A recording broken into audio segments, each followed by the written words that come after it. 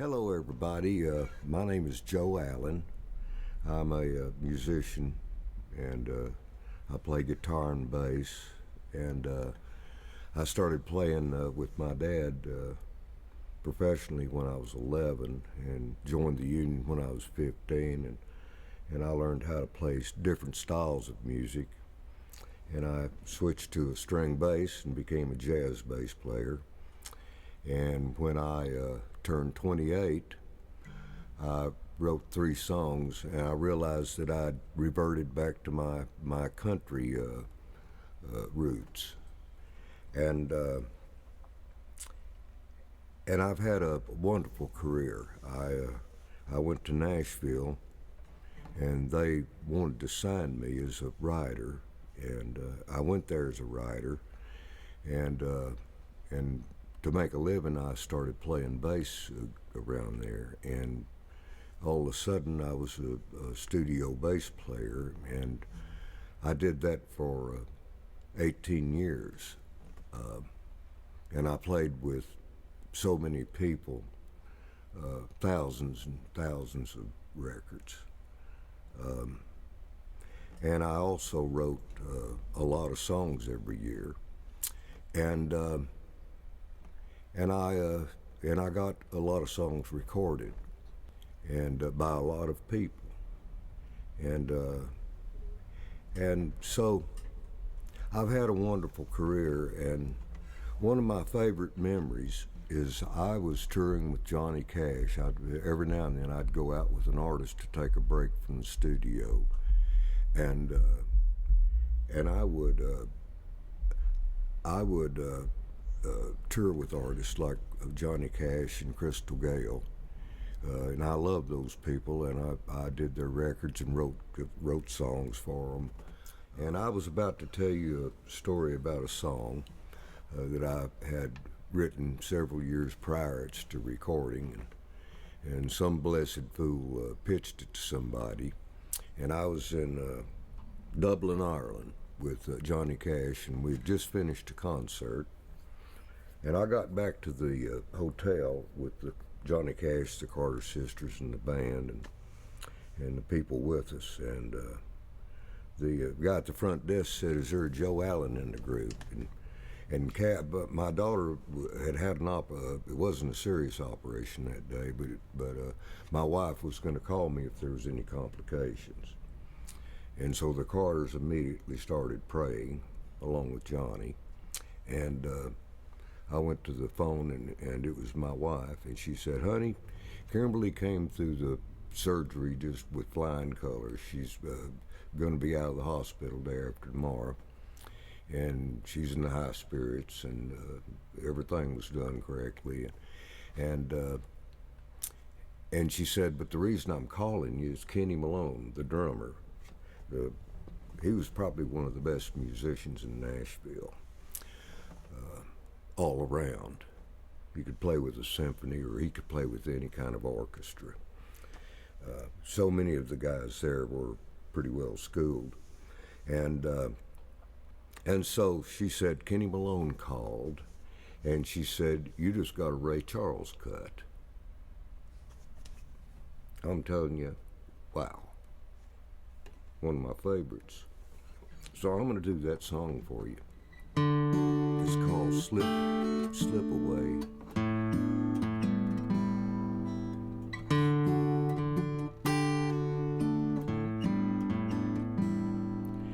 Outside the wind blows and whispers the sound of your name.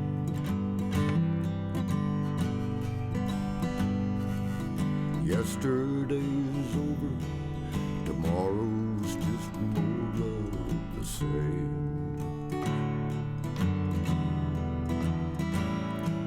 When I saw you leaving, I wish that I'd begged you to stay.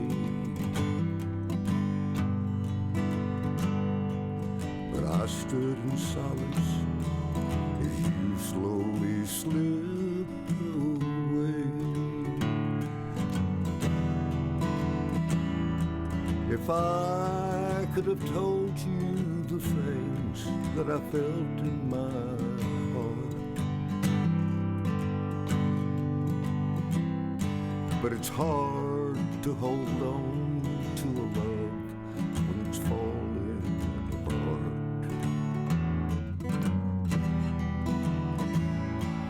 And now that it's over and there's nothing more I can say,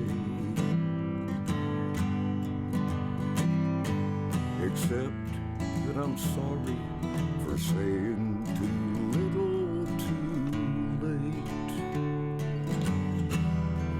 Slip away,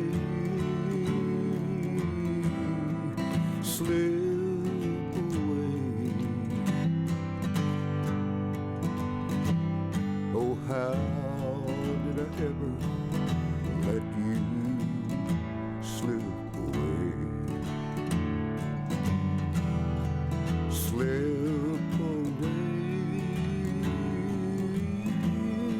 slip away. Right through my fingers, I let you slip away.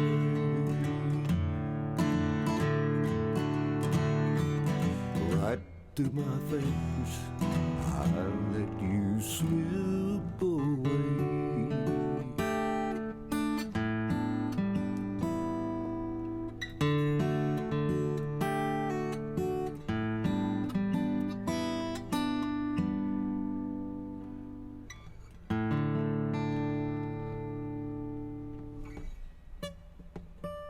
I'm playing a strange guitar that's a wonderful guitar. Thank you for loaning it to me. I was a little late getting up this morning and forgot my guitar. I didn't get to do that when I was in the studio, but anyway, that's probably along with a song that Mother Maybelle. If there was ever a mother of country music, it was Mother Maybelle Carter and the Carter sisters and A.P. Carter. And I listened to them as a child. My first song that my mother taught me to play the melody on a guitar was an old song, the Carter song, called the Wildwood Flower. When I started writing songs, all of a sudden I was reverted to my roots, and I wrote country songs. And I left the nest real early, and doing what I'm doing right now, I was like a troubadour, traveling, singing songs. What was your earliest gig? Manhattan, Kansas by Glenn Campbell, and I'm not going to do that one. But Manhattan, Kansas got recorded after, it was, you have to listen to the story, but it's about a young lady that had a baby out of wedlock, and back in the day, you know how that kind of was. And anyway, I wrote a song about it, which was the first, but anyway, Glenn Campbell recorded it, and after his record was a hit, and as it was being a hit, people like the women, the girl artists like Loretta Lynn, Sammy Smith, Donna Fargo, who had right at the same time had a record 13 straight weeks at #1 with Happiest Girl in USA. And so I was lucky to even get in the top 5, but I stayed at #2 for 7 weeks. So that's better than any #1 pal on the radio. So that was my first hit. The first time I ever heard anybody sing a song. I had done 3 masters, and I found out about it at the lunch break at 1 o'clock. Dave Kirby, a guy, a dear friend of mine, anyway, Dave, we went into the same restaurant just about every day if we were on the road, Music Row, and this little Italian restaurant, and they knew what we were going to have when we walked in the door. And so it was fast and it was good. And But anyway, he said, "Hey, Joe," he said, "I heard on the radio coming over here that it was either you or Glenn Campbell singing Your Manhattan, Kansas." I said, and he said, "Not only that, it's a pick of the week." I said, "Dave, now look, we always pull stuff on each other. But I said, that would be the cruelest thing you've ever done." He said, "Call the radio station." They had a phone book and a payphone, so I went over and slapped in a quarter and called WSM. And the girl answered the phone, and I said, "Have you got a song, Manhattan, Kansas by Glenn Campbell?" She said, "Sure do, it's our pick hit." And I said, "Who wrote it?" And she said, "Joe Allen, a new guy." And I was playing three masters a day, you know. And when I got off my 6 o'clock session, it went to a little after 9. I was on my way home, and I turned the radio on. I drove a pickup, just like I always did, and I turned on my radio, and they said, "Here's our pick hit." It was Ralph Emery, the famous DJ. He was a night time. He had the evening, and he said, "Here's our pick hit of the week." And he said, "I don't know if it's the same guy, but if it's the bass player, Joe Allen," he said, "it's the first time I've ever heard a song by him, and it's our pick hit." Anyway, it was. You don't know what it's like to hear your first song on the radio. Now, you might have had a lot of feelings in your life. I had to pull off the road. I did. So, I'm going to sing you a song that is precious to me. And it became, Johnny Cash, Mother Maybelle Carter wrote it. And Mother Maybelle's the reason I wrote it. I actually carried her luggage for her to the car when I saw her coming out. I didn't know her from Adam. And then when I looked at her eyes, I said, "You're Mother Maybelle Carter?" She said, "Yeah." I said, "Wow." You know, the first song I ever learned, she said, "I know," was the Wildwood Flower. So, I'm rusty. This is my, this home concert was my first outing in 19 months. So, I had to stay home. So, I'm a bit rusty, to say the least. It's all good. Excuse me. And I hadn't had much sleep lately down here. I've got so many friends, you know. Met so many. I met a lot of these people at the Frank Brown Music Songwriters Festival down around Orange Beach and Perdido Key in Pensacola. Big festival song, and a lot of great songwriters perform there. And you ought to go, folks, if you ever have a chance. And that's all there is to it. To make those songwriter festivals, because you really need to know what we do. It's nice to hear from the horse's mouth, so to speak. So when I heard this, and Mother Maybelle played the Wildwood Flower at the end of the thing, now I can't play like Mother Maybelle. I try a little bit, but she called her pick and scratch. That's what she called her style. And she could play the melody and play rhythm at the same time. And I've tried to achieve that through the years, and never really. In this business, you get a facsimile, but as far as like golf, you join the game. You just you never perfect it. You just join it. So this is a story about my leaving home and my life. And believe it or not, it's like my epitaph, but I wrote it when I was 33 years old, after my discussion with Mother Maybelle, because she said, well, wanted to know what I was doing. And I said, I'm trying to write songs. I hadn't had a cut. And she said, well, you never know, one of these days we might record one of your songs. It could happen. I said, well, thank you. So I got to thinking about that about 2 years later, about my meeting and what she said. And so I started thinking about how would I write that, because my mother taught that to me. And so I wrote this song. It's called Pick the Wildwood Flower.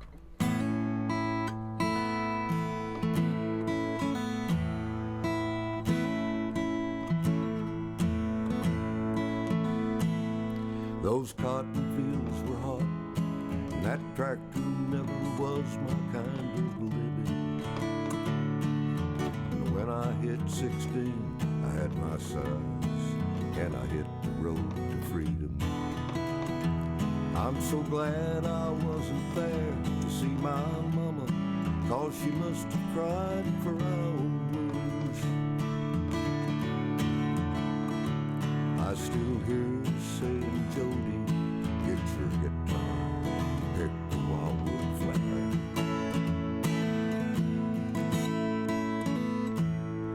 In Dallas, it was big and hard to find a job, and so I did. It was easier to hitch a ride to Denver, and it was more like a living. Now I've been down every road, and I've stood on every porch where they were giving.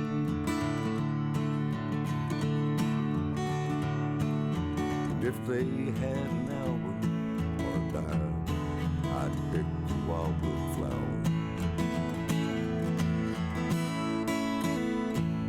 And it's hard to turn around and look back down the roads that I have traveled,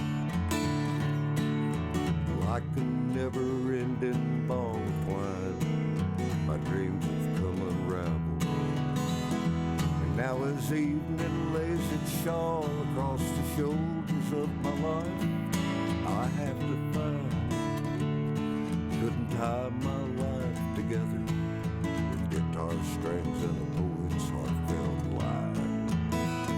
I'm so glad I wasn't there to see my mama, 'cause she must have cried for hours.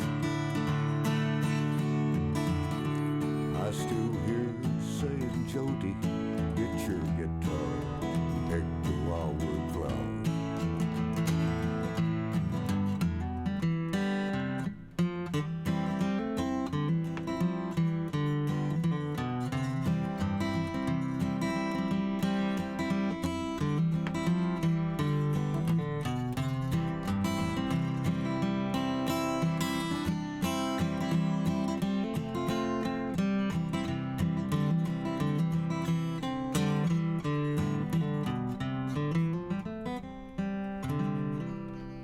And that's as good as I can play that right now. So just take it for what it is.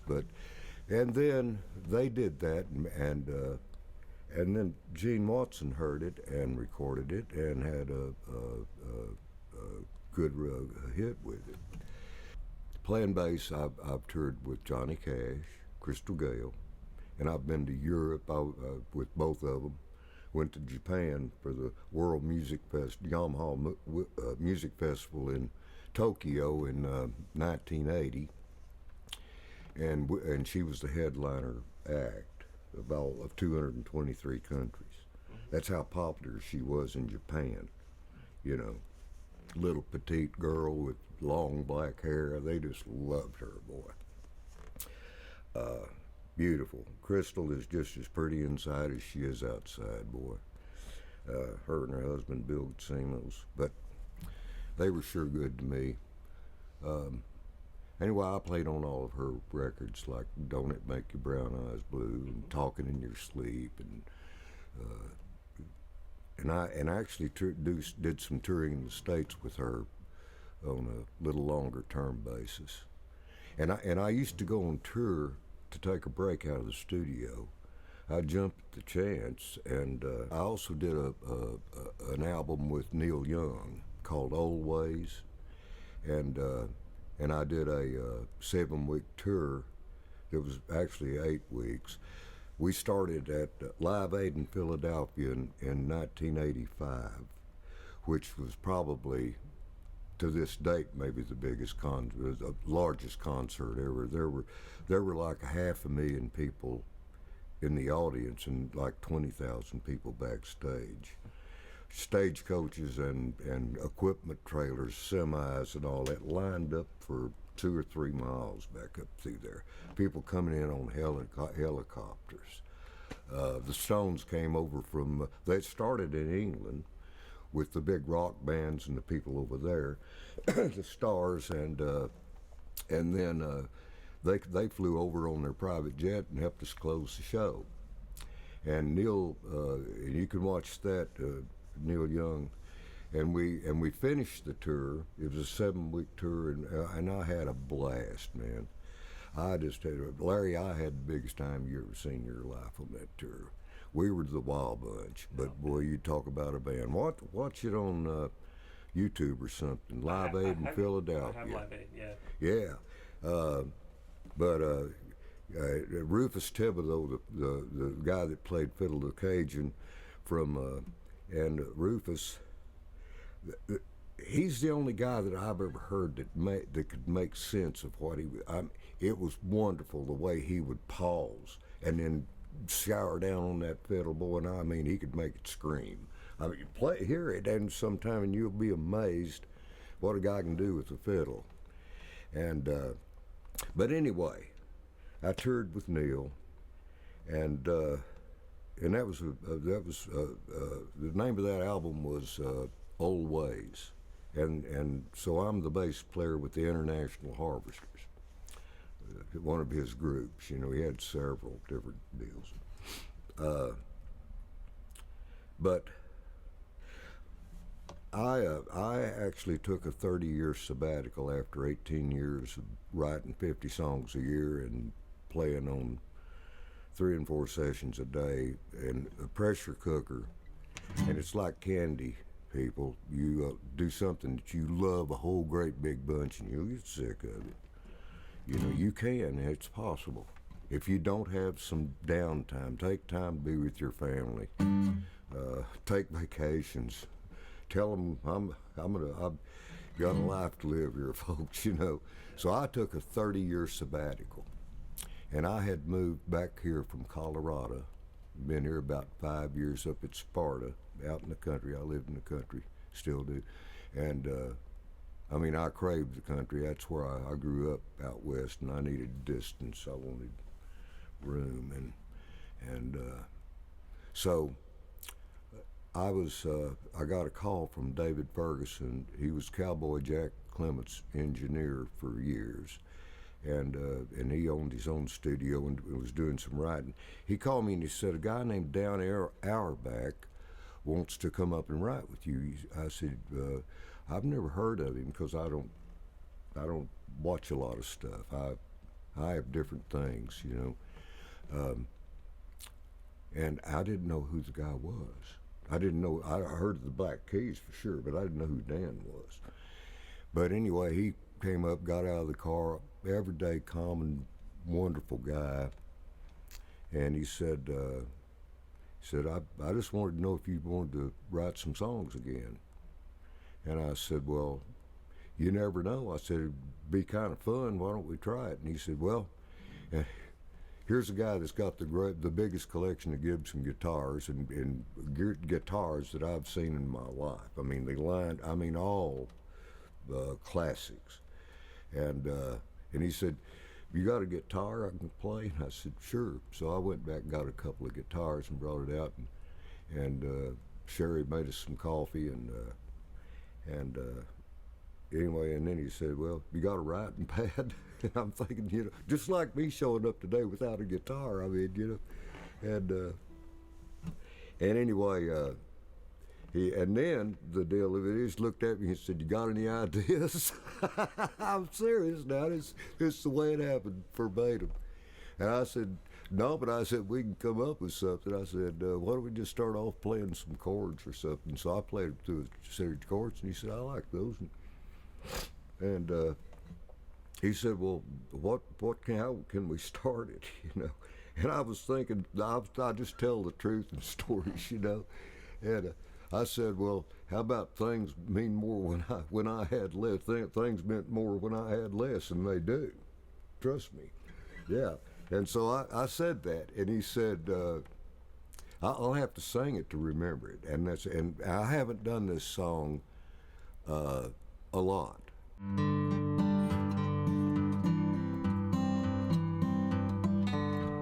Oh, by the way, this was recorded by D. White from Slap Out, Alabama, and Allison Krauss heard it coming through the studio and said, I got to sing harmony on it. So you could consider me one of the luckier guys that ever lived on the planet, wouldn't you say?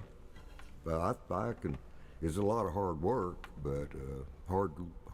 Like Ben Hogan said, the more I practice, the better I get. Luck, No, the luckier I get. He said, the more I practice, the luckier I get. That's what he said. luck favors the prepared. Oh yeah. But I'm not prepared today. But I'm gonna dive into it anyway.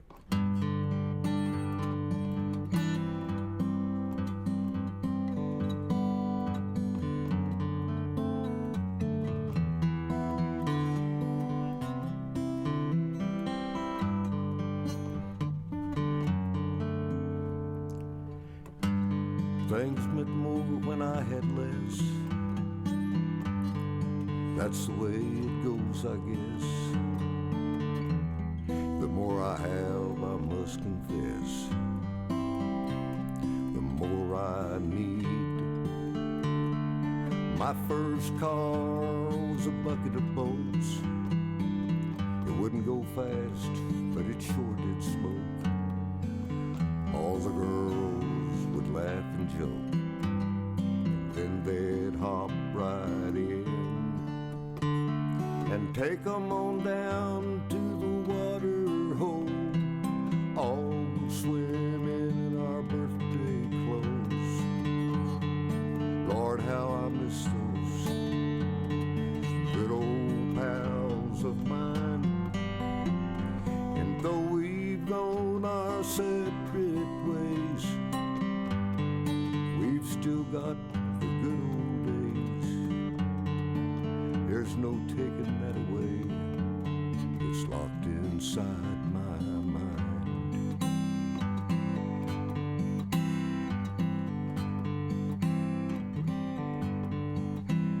Sometimes I miss the simple stuff, 'cause the road I'm on can sure get rough. Just when I think I've had enough, I take it for a little spin. Of all the things I've left behind, that old car's still running fine. There ain't no hill it can't climb. You just gotta give it some time. So take 'em on down to the water hole, all go swimming in our birthday clothes. Lord, how I miss those good old pals of mine. And though we've gone our separate ways, we've still got the good old days. There's no taking that away. It's locked inside my mind. There's no taking that away. It's locked inside my mind.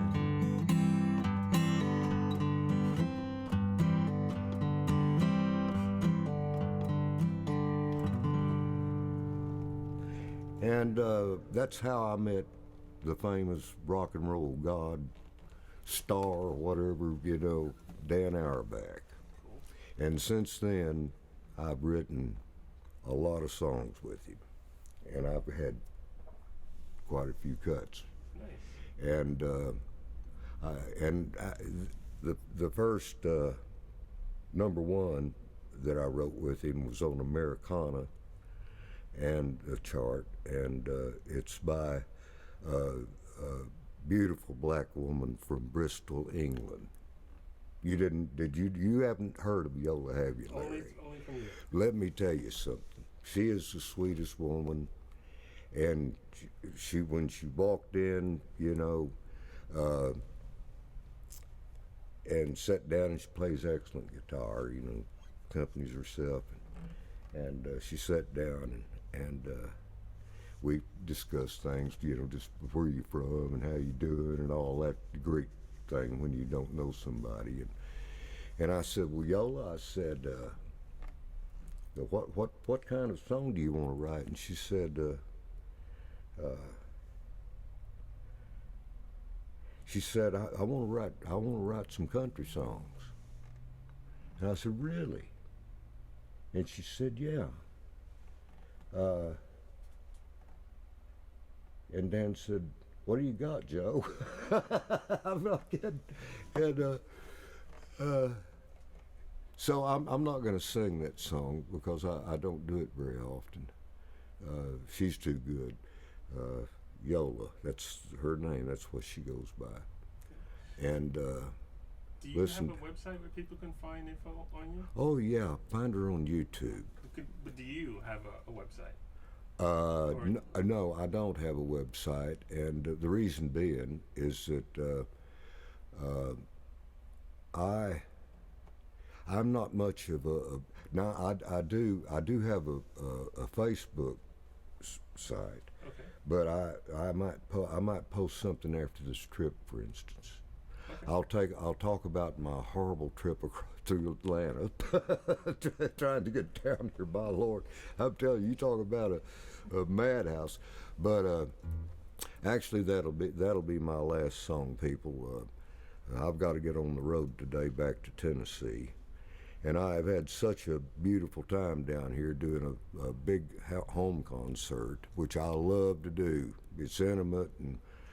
Oh, you get to meet so many nice people, and my hosts were so wonderful to me, and there's nothing I needed that they didn't furnish. And I told Betty, you know, I told her, and I said, Betty, I said, you're going to have me so spoiled, I'm not going to want to go home, you know.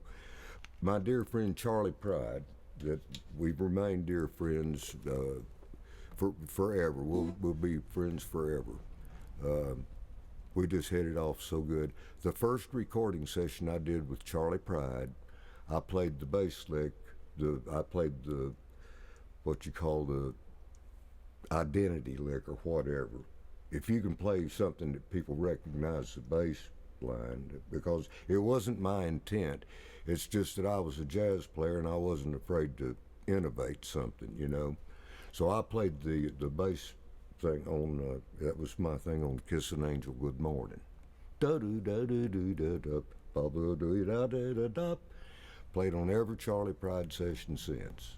Okay. I would come back from Colorado. I would fly back here from Colorado and spend all my earnings, you know, staying at a hotel and flying and all that. But Charlie was just, we were friends. Waylon Jennings on Ramblin' Man. It was a bass line that went dum da dum dum ba doom bum boom bum ba doom bum ba doom bum boom bum ba doom bum ba doom bum boom. On Tulsa Time by Don Williams, Kenny Malone and I, we were divisive, to say the least. We were both jazz players. When I got to town, Bob Moore, the famous bass player, told me, he said, man, he said, if everybody knows you play jazz, you're not going to get any country sessions. And well, I tell you, I thought, there you go again. You know, if I'm going to have to hide who I am in order to play sessions, you can have it. You know, because I'm going to do what Joe does. And I'm going to do it the best I can, and I'm going to be a supporting act for anything I do. I'm a bass player. That's what bass players do. And because my mother taught me a lot of beautiful chords, I knew what was in those chords, and I knew how a bass line could move.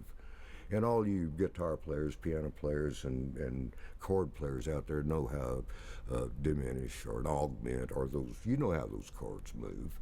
You know how chords move. So if you know that, then I can actually say that I might have been an accomplished bass player.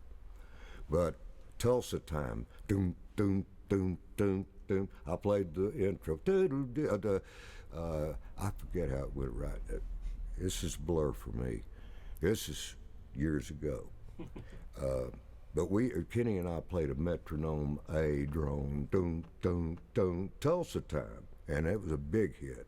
It was one of his big signature songs. I played on Don Williams. I played on I Believe in You, the beautiful John Prine, Roger Cook song. I'm going to try to get Roger to come down here with me. And John Prine was, we were friends since the 70s. We used to go fishing with him 20 years in a row in Arkansas. And Roger in the usual suspects, or the unusual suspects. And what a dear friend he was. But they wrote a song called I Believe in You, and I played a bass line that went dum-dum-dum-dum, tick-a-dum-dum-dum, tick-a-dum-dum-dum, and I could play it through all the changes, and I played that all the way through. That's another, I guess they call it a signature lick, used to. I've reverted back to how I started.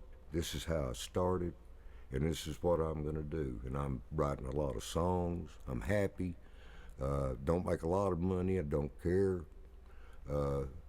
It's not the object. It's playing my songs for people, meeting people, doing what I used to do when I was 9 years old. Started going out with missionaries and warming up these old farmers and stuff, get them to listen to the mission. I used to sing Hank Williams songs in open chords, of course, when I was 9 years old. And I saw the light, a couple of his gospel things, and which are still standards today. Hank Williams was my favorite writer, my hero. I sat on his knee, wish I had a picture of that. Sat on his knee at the Louisiana hayride after they kicked him off the Opry for drinking. And, I loved him, man. I cried like a baby when he died. But anyway, I came up through the ranks. I'm a foot soldier, and I write stories. I don't write songs that I love story songs. That's what country music used to be. And every now and then you hear something that's wonderful. To me, it's my taste. I'm sorry. Forgive me again, folks. I'm just an old crazy dude, but I like I don't know. I like things that I like stories. I like stories about life. And life it's like the ocean. It's deep and it's wide, and you never know how long it's going to get to the other side. So I kind of live like that. That's good. It's what you do along the way, and your treasures are all right here. They're not your car. They're not your watch. It's not what's in your wallet and bank account. It has that are not treasures. Treasures are right up here, and you find a lot of people with a lot of love, and you can live a good life, and that's the truth. And so I've lived my life like that, and I'm going to continue doing what I'm doing as long as I can. I'm going to sing one more song, okay? Yes, I'm going to finish. I'm absolutely going to finish with this song, and then this cowboy is heading back for Tennessee for the Cumberland Mountains. Okay. I live about 100 miles east of Nashville, and I commute to write. I've got a good ride coming up. So this song I wrote it's a composite of Merle Haggard, Ray Price, Walt Smith that I played jazz with, Paul Warburton, the great bass player, another guy that played in Aspen, dear friend. I named my first son after him. At my age, I've lost so many dear friends and things, but this is a composite about all of us, all of those people, the writers, the stars that go out there and travel and beat the road to death, and their bands and the musicians, the ones that carry that load, and the guys that innovate. So songs. So this is a song about me and them. It's about all of us. It's a very simple country song. What a wonderful life for this old country boy that dreamed as a kid he might get this far. I guess I'm living proof dreams can come true. some might call it luck. For a better word, I know that kind of luck takes a lot of hard work. It's a labor of love for me. It's what I do. It's been millions of miles and thousands of shows. Now you hear my songs on the radio, and the ones here beside me, they're tried and they're true. From the tops of their head to their traveling boots, it's a labor of love for me. It's what I do. And like the ones that came before me, I know that it's true. I'll be singing my songs till my days are through. And as far as I can see, that's the way it's gonna be. It's a labor of love for me. It's what I do. It's a labor of love for me. It's what I do.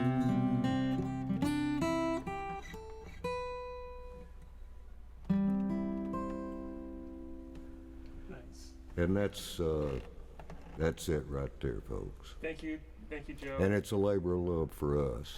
I always end that when I'm on stage with some other guys. Thank Well, you. Larry, I'm telling you what, I knew the minute I saw you, I told Will, I said, there's a player, which is different than there's a player. And you are, man. Just do And what I do. you're each one of us. Thank you. You're one of the guys, man. You're a guy that I can communicate with, and you know that. Well, thank you so much. And ma'am, Mrs. Mitchell, thank you so much. Oh, you're welcome. And thanks for doctoring me with my hand. Is it okay now? Oh, it's fine. It didn't even hurt. I've been hurt a lot worse than that. Thank you for being a part of the chocolate room. Hey, man, I'm telling you what. Safe travels Thank you. You too. and happy playing, man. Thank you, people. I'm out of here.